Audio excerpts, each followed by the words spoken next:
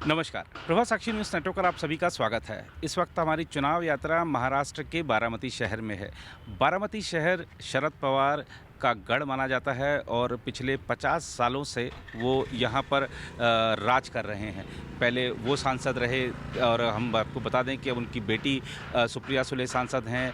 अजीत पवार जो उनके भतीजे हैं वो भी बारामती से सांसद रह चुके हैं। तो बारामती में विकास की जो कहानी है देश भर में बताई जाती है और बारामती में विकास हुआ भी है, ऐसी बात नहीं है। लेकिन बारामती रेलवे स्टेशन की बात करें तो आप देख सकते हैं कि बारामती रेलवे स्टेशन की क्या हालत है। आप देख सकते हैं कि ऊपर जो जाले लगे हुए हैं, जो स्टेशन की खिड़की के पास ऐसे दीवार टूटी हुई है और अभी तो खैर काम चल रहा है यहाँ पर। कुछ पुनर्विकास की जो योजना है उसके तहत यहाँ पर आप देख सकते हैं कुछ बिल्डिंग मटेरियल पड़ा हुआ है। तो विकास का काम शायद अब चुनाव में आचार संहिता लगी हुई है, इस वजह से रुका हुआ है, उसके बाद शुरू होगा। लेकिन बारामती शहर में आपको बता दें कि बहुत से कॉलेजेस हैं जिसमें कि देश के विभिन्न राज्यों के बच्चे पढ़ते हैं। उनकी जो सबसे बड़ी समस्या है कि बारामती से ट्रेनें नहीं हैं और यहाँ के जो निवासी हैं, हमारी उनसे भी बातचीत हुई। उनका भी एक सपना है कि कभी ऐसा दिन आए कि वो यहाँ में अपने शहर से ट्रेन में बैठकर दिल्ली जा सकें, देश के अन्य भागों में जा सकें। अभी उनको पुणे जाना पड़ता है, बड़ी जो लंबी दूरी की ट्रेनें होती हैं उनको पकड़ने के लिए। यहाँ से दिन में 4 ट्रेनें चलती हैं और वो चारों लोकल ट्रेनें हैं। उन लोकल ट्रेनों में आसपास जाया जा सकता है, लेकिन सुविधाओं की भारी कमी है। बारामती रेलवे स्टेशन में जो यात्री प्रतीक्षालय है वो नहीं है और तमाम जो बेसिक सुविधाएं यहाँ पर होनी चाहिए वो नहीं है। गंदगी का जो आलम है वो देखते ही यहाँ पर बन रहा है। आप कल्पना नहीं कर सकते कि बारामती रेलवे स्टेशन की ये हालत होगी। आप गंदगी का अंबार देख सकते हैं। मैं कैमरामैन से आग्रह करूँगा कि ज़रा गंदगी का अंबार दिखाएँ यहाँ पे स्टेशन पर। और जो शरद पवार भारत सरकार में बड़ी भूमिकाएं निभा चुके हैं और प्रधानमंत्री पद का भी ख्वाब रखते हैं, जब उनके अपने शहर में रेलवे स्टेशन का ये हाल है तो ये चौंकाता है। हालांकि यहाँ का जो बस अड्डा है वो बहुत विकसित है, लेकिन ट्रेनों में जो लोग यात्रा नहीं कर पाते हैं लंबी दूरी की, उनके लिए एक बड़ी समस्या है जो कि जल्द से जल्द सुलझनी चाहिए। हम आपको बता दें कि ऐसे हमारी कई सारे छात्रों से बात हुई जो कि विभिन्न राज्यों से आते हैं। वो कहते हैं कि हमको अपने घर जाना होता है तो हम पुणे जाते हैं। पहले यहाँ से 3 घंटे का सफ़र है लगभग पुणे का, तो पहले पुणे जाते हैं, फिर वहाँ से लंबी दूरी की ट्रेन पकड़ते हैं। यहाँ के निवासियों की भी मैंने आपको बताया कि सपना है कि हम अपने शहर से कभी ट्रेन पकड़ सकेंगे।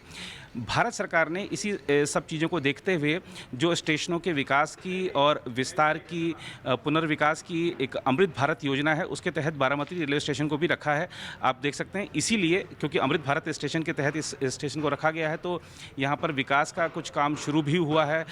उम्मीद है कि चुनाव जब समाप्त होगा तब उस दिशा में काम तेज़ी से होगा और सभी यात्रियों को सभी सुविधाएं मिल सकें, इस दिशा में काम करने के लिए मोदी सरकार प्रतिबद्ध भी है। लेकिन आइए आपको अपनी इस रिपोर्ट में दिखाते हैं ज़रा यहाँ पर स्टेशन पर क्या सुविधाएं हैं और क्या नहीं हैं। हम आपको बता दें कि इस पूरे स्टेशन पे हमको सिर्फ यही एक स्टॉल दिखा। तो भाई साहब, पहले तो आपका नाम बताइए और आप क्या एकमात्र स्टॉल ये कब से है यहाँ पर? हाँ, हमारा 10 साल से स्टॉल है इधर। अच्छा। हाँ। तो ये यहाँ पर हम देख रहे हैं कि हमने सोचा कि बारामती का बहुत बड़ा रेलवे स्टेशन होगा, लेकिन यहाँ से एक ही ट्रेन खड़ी है बहुत देर से। क्या ट्रेनें आती नहीं है यहाँ पे? इधर दिन में 4 ट्रेन आती है। अच्छा, दिन में 4 ट्रेन हाँ। आती है जी। तो क्या क्या समय रहता है ट्रेन का? सवेरे 7:15 बजे रहता है, जी। 1 सवा 1 बजे, जी 1 4:55 को जी। और रात को 10 बजे एक। अच्छा, रात को 10 बजे। हाँ। जी। तो आपको लगता है कि यहाँ पर ट्रेनें भी बढ़नी चाहिए जिससे कि और यहाँ पर जो पैसेंजर हैं वो आएँ और आप लोगों की बिक्री बढ़े? अभी तो जो ट्रेन है उसके हिसाब से पैसेंजर आते नहीं, होंगे। ट्रेन बढ़ेगा, जी, थोड़ा काम चालू है, काम चालू बढ़ने है। वाला है ट्रेन। जी जी जी, बढ़ने वाला है। अच्छा, ये बात बताइए कि अब जैसे यहाँ पर आप आए हैं ट्रेन पकड़ने के लिए और आपको यहाँ पर क्या असुविधा हो रही है? सबसे पहली बात तो ये बताइए। सबसे पहली बात यह जी। है वो प्लेटफार्म में ऊंची ज़्यादा मांगता है। जी वो पहली पायरी से पास ऊंचे मांगता है। जी वो मेरा गाव आहे सिरसोफल। जी सिरसोफल में तो बहुत खाली है। जी हाँ, कुठलाच प्लेटफार्म जी। नहीं। हमारा चढ़ने का उतरने को घर के लोग बोलाता है कि अब ऊपर वो मांड के रखता है हम। जी जी तर जल्दी से जल्द सिरसोफल, कटफल, जी रावणगांव का जी। प्लेटफॉर्म जी। चाहिए। पीने का पानी की सोई उधर मांगता है, जी लाइट की सोई मांगता है, फैन की सोई मांगता है। जी।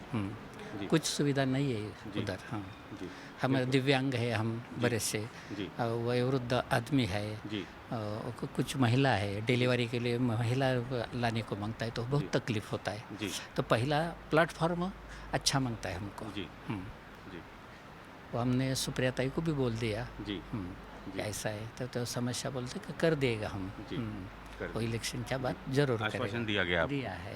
जी वो शरद पवार जी, अजीत दादा जी जी और सुप्रिया ताई जी सबको हम मिल गया। जी। यानी प्लेटफॉर्म के बारे में सब जो हमारी जो समस्या होता कि जी। उसके पास हमने रखा है। जी उसने दिया है कि हम इलेक्शन के बाद करके दिया। जी पूर्व हमारा एक विद्यार्थी होता खाड़े साहब, जी। वो सोलापुर डिवीज़न में मुख्य था। जी वो अभी रिटायर हो गया। जी हाँ। मैं भी प्राथमिक शिक्षक था। अच्छा जी। अच्छा, आप यहाँ पे साफ सफाई का काम साफ करते हैं? सफाई का काम जी। करता मेरा नाम रामचंद्र सुब्बाजी बगाड़ी। जी।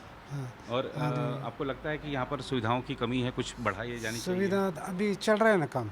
अच्छा हाँ, अभी जल्दी काम चल रहा है। वो संडास बाथरूम का भी काम चल रहा है। जी वो पैसेंजर का भी ज़रा थोड़ा दिक्कत होता है, जी।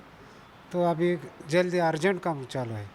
तो आपने हमारी इस रिपोर्ट के माध्यम से देखा कि बारामती जो रेलवे स्टेशन है उसमें सुविधाओं की भारी कमी है। कहने को ये एक बड़े राजनीतिज्ञ का इलाका है, लेकिन यहाँ का रेलवे स्टेशन बता रहा है कि इस ओर ध्यान नहीं दिया गया, दुर्दशा है। चाहे हम यात्रियों के लिए जो प्रतीक्षालय होते हैं उनकी बात करें, चाहे यहाँ पर साफ़ सफाई की बात करें, टॉयलेट्स की आप हालत देख लीजिए। और जैसा कि हमने आपको दिखाया कि एकमात्र यहाँ पर स्टॉल है जिसमें आप चाय पानी या बाकी कुछ ले सकते हैं। तो बहुत चीज़ों का यहाँ पर विस्तार और विकास किया जाना चाहिए। सबसे पहले तो ट्रेनों की यहाँ पर जो संख्या है वो बढ़ानी होगी। यात्रियों की जो संख्या है, जो लोकल ट्रेन से यात्रा करते हैं वो भी अगर आ रहे हैं तो उनके लिए भी कम से कम वातानुकूलित प्रतीक्षालय तो होना ही चाहिए, क्योंकि इतनी भीषण गर्मी है। पीने का जो पानी है यहाँ पर मैं पूरे प्लेटफॉर्म पे घूम लिया हूँ, मुझे अभी तक दिखाई नहीं दिया कि साफ़ पानी कहीं आ रहा हो। तो बहुत सारी चीज़ें जो बेसिक चीज़ें हम कह सकते हैं उनकी भारी कमी है।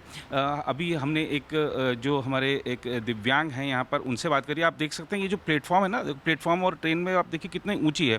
अब जो दिव्यांग व्यक्ति है वो कैसे चढ़ जाएगा? ना तो कोई व्हील चेयर है, ना ही कोई उनके लिए यहाँ पर सुविधा है कि कोई उनको ला के चढ़ा दे। तो बड़ी समस्याएं हैं। तो जो हमारे वरिष्ठ नागरिक हैं उनकी भी समस्याओं पर गौर करना होगा। सिर्फ ढांचा खड़ा कर दिया जाए उससे भी काम नहीं चलेगा। जब सबकी जो ज़रूरतें हैं उसका यहाँ पर ख्याल रखना होगा। टिकट खिड़की हमने देखी, टिकट खिड़की की अगर हम बात करें तो वहाँ पर भी जो वेटिंग एरिया है उसमें कोई पंखा नहीं है, कोई तमाम चीज़ों की वहाँ पर भी सहूलियत होनी चाहिए। तो ये सब चीज़ें हैं जिस पर सरकार को गौर करना होगा। फिलहाल इस रिपोर्ट में ही कैमरामैन निहाल सिंह के साथ मैं नीरज कुमार दुबे, प्रभा साक्षी न्यूज़ नेटवर्क के लिए।